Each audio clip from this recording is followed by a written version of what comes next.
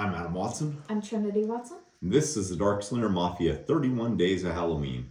Throughout the month of October, we're going to be posting a video every single day that shows off something spooky, terrifying, horrifying, gory, Halloween special, or monster related, such as Frankenstein, New World #1, by Mike Mignola, Christopher Golden, Thomas Nagowski, Peter Bergting, and Michelle Madsen. I'm pretty sure I nailed the last one at least. So what do you think of the cover, just before we get into anything else? I really like it. I'm not so much of a fan of graphic design like this, but I do. You mean with the names there? Yeah. Yeah, I think that is well done with the name placement. But overall, I don't put names on the covers that I design because I think it clutters everything too much. Yeah, I understand why creators want it there. I can also understand why the company might want it there if it's something like Mike Mignola, Christopher Golden. Those are names that can really sell something. Yeah. I can also understand putting From the World of Hellboy. In fact, I think it's really cool that they put that because otherwise, you may not know this is From the World of Hellboy. Yeah. Had you encountered this iteration of Frankenstein before? Not Hellboy's Frankenstein. Yeah, I hadn't either.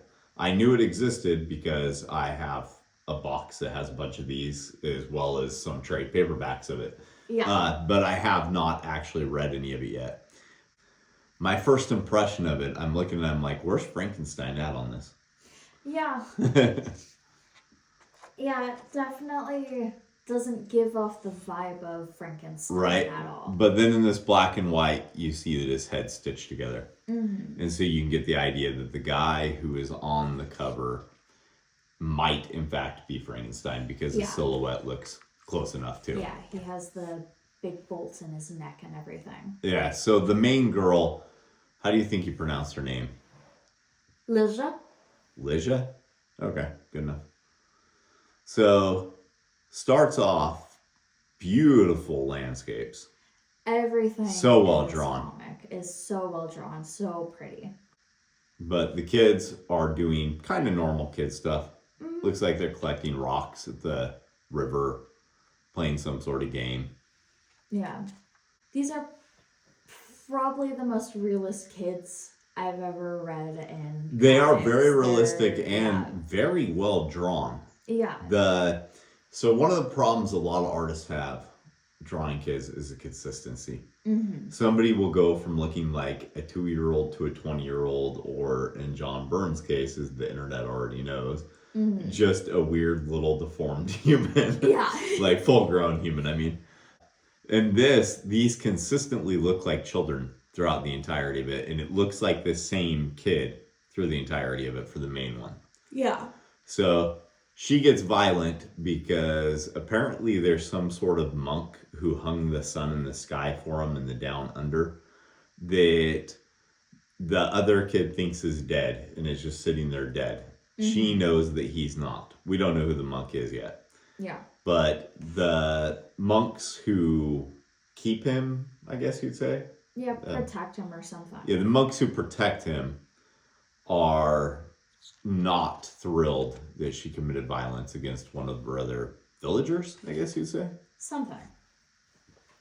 So they go back and they're having a whole discussion on whether or not they should allow the children in here to see him, because they're just building legends and fables and stories about this thing that they have no idea if it's even real or not. Mm-hmm. And he is, because he's sitting right there. Yeah. I don't know if this is the first of the Frankenstein books in this series either. But if it's not, it's doing a really good job. Yeah. Yeah, obviously he's been introduced in Hellboy to some degree at this point, if it's From the World of Hellboy, I would think. Right, and at some point later on you see something from a different Hellboy series. Yeah, so I don't know if he originally appeared in BPRD or what, but I'm guessing this isn't Frankenstein's first appearance. So, Ligia, that's how I'm going to pronounce it. All right.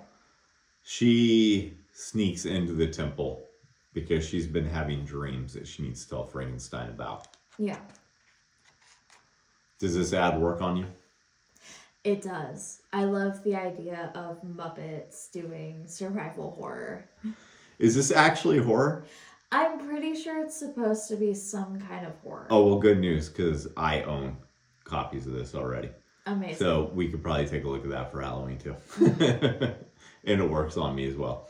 So she's telling Frankenstein about a dream she's had. It's apparently blasphemy for her to even be in here. Yeah. And the dream is about a star woman who needs her help, which makes him reach out and grab her.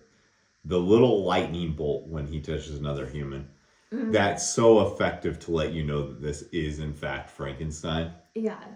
Yeah, I love that. Yeah, the attention to detail in this is amazing. And then, as we've mentioned before, Tyler Crook is an amazing artist who we've got to watch draw in real life. So that's definitely something I'm reading at some point. This ad works on me just because I love his artwork. His artwork is amazing, and I'm so jealous of my partner who bought a Swamp Thing original from him. Yeah, he should show that on the channel at some point. So, as he touches her, he apparently has the ability to take her dreams.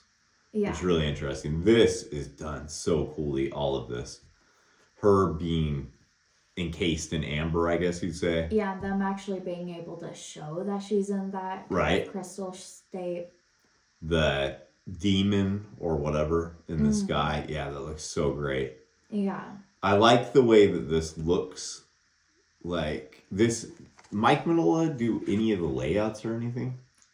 I'm not sure. No, the art was just by Peter. Yeah. So this looks like it's homaging Mike Minola without ripping him off, if that makes sense. Yeah. Like it's almost in a Hellboy-esque style, but not to the degree to where you think it's like a ripoff. Yeah, it's incredibly inspired, but not Yes, well, plagiarism. like respectful, because this is a Hellboy story when it comes down to it. Yeah, so Frankenstein's setting out, and they do not know what the hell to do without him. Nope. This is the one panel where I'm like, what is going on here? Is he holding his staff out through some sort of electrical power? I'm not sure. Or am I just reading into that too much? Because he does have little electrical sparks around his hand. He does. I feel like if anybody could make something fly from electricity, it'd be him. Yeah, that makes sense. So basically, they just have to follow his teachings, which are to, his guidance is simple: live and be kind.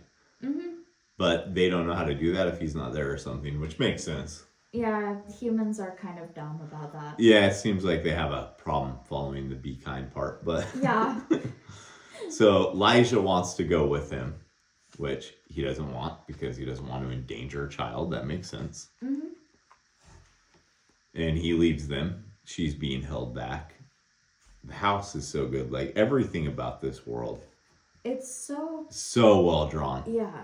There's so many sound effects in this, but they're all working in tandem, I feel like. Each one of them has a distinct font and coloring, but it helps to sell the fact that these are different animals, different insects that are making these sound effects. Yeah, and there's so many panels per page, but it's never cluttered. It's never too much. There's not really that many per page. Yeah. 3, 6, just 6. Fair. 5 on this one. Yeah, it's not really that many panels. We've looked at comics that have far more panels than this. True. So he's talking to someone that was clearly BPRD from his shirt. I thought when I first looked at this, oh, is that supposed to be Hellboy because of the things on his head? But then I realized they were glasses, not horns. Yeah. And of course, he's missing the right hand of doom and red skin and so on and so forth. But I am really curious about this. I'm going to have to, I haven't finished reading all the BPRD issues that are out. I'm going to have to. Patton Oswalt did a comic? Huh. Interesting. Really, the only thing that looks interesting about this to me is the creative team. Yeah. I also have this in a box. I might have to give it a read just because, and I do like that teddy bear. This, on the other hand, that ad does not work on me at all. The art style is interesting. Interesting, but the placement of the character on the guns is not interesting. No. And it doesn't tell me anything. So back to the story. He takes the sword that belonged to this guy and attaches it to his staff. Mm-hmm. And then he discovers that Elijah is following behind him. Mm-hmm. And damn near cuts her head off, even though he wouldn't have because he's too controlled and measured for that. And they enter the world above, which looks quite different than the world that they just came from. Yeah. She almost gets eaten by some kind of dinosaur-looking thing. Yeah, and it's a great panel. There's a lot of comedy right there, actually, in the way that it's chasing it. It's very expressive. Mm-hmm. It does not state how many years this is. I mean, it's obviously long enough that whoever he was partnered with in the BPRD has turned to bone. Yeah. But it doesn't state how long this is. And I do wonder how many years after what we know of is the continuity in BPRD. How long is this down the road? Can Hellboy die from old age? I wouldn't think so. He's half demon. True. But I don't know. He aged. Yeah. He started off as a child and now he's an adult, so that's not a question for me to answer. Ask Mike Manola that. I will at the next con I see him at. I still haven't finished reading all of my Hellboys either. Mm-hmm. I'm up to, I think, volume 9 in the trade paperback, so maybe he does die of old age. I don't know. Yeah. A very Manola-like creature jumps out at him. Mm-hmm. Creature designs in this are so on point for the world that we're in. And he slices his belly open, mm-hmm. and then she pegs it in the head with a rock, or she pegs another one in the head with a rock. Yeah. Throughout this whole thing, she keeps telling him that she's there to protect him. Yeah. But she's doing dangerous things like just randomly picking up a fruit and eating it. He wants to feed her the frog things that he's just killed. Yeah. And she just randomly eats this fruit, not knowing if it's going to be poison or... Again, she's... a child, and acts like one. Yeah. That's something my little sister would do. Oh, completely. Yeah. So then she sleeps and dreams of the woman in crystal again. Now, are these crosses on her? What are those? That's what it looked like to me, as a cross and then its shadow. Oh, the shadow. Okay. Like it's not actually connected to her body. It's hanging out. Okay. All right. Yeah. Yeah, I think you're actually correct. That is what that is. I thought it was some sort of weird dual cross. But no, it being a shadow makes more sense. Mm. Speaking of shadow, the shadow's work in this is just excellent. It's so good. I don't know if that's more on the penciler or more on the colorist, but whoever did it did a very good job. Mm-hmm. Yeah, and then they're greeted to some giant-ass mushroom-looking things. Scenery is drawn beautifully. Oh, yeah. And these weird little flying, I don't even know what the hell to call them. Pterodactyls? Yeah, they knock everything to the ground. Mm-hmm. And apparently you don't want that. I don't know what's going to grow out of that. But it's nothing good. No. Yeah. And it goes straight down into the ground and touches a skeleton that turns his hand back to a human hand. Mm-hmm. This ad works on me. Jeff Darrow's artwork always does. Mm-hmm.